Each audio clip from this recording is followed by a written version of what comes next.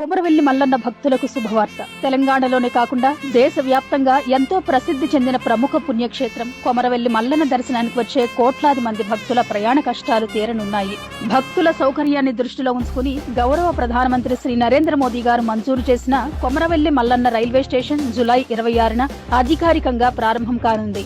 దాదాపు 6 కోట్ల వ్యయంతో నిర్మించిన ఈ రైల్వే స్టేషన్ ద్వారా వివిధ ప్రాంతాల నుండి వచ్చే భక్తులకు రవాణా సౌకర్యం మరింత మెరుగుపడనుంది. స్టేషన్ లో కల్పిస్తున్న సౌకర్యాలు స్థానిక సంస్కృతిని ప్రతిబింబించేలా స్టేషన్ నిర్మాణంతో పాటు మల్లన్న స్వామి వైభవాన్ని, ప్రకృతి అందాలను తెలిపే మురల్ పెయింటింగ్స్ స్టేషన్ గోడలపై అందంగా చిత్రీకరించడం జరిగింది.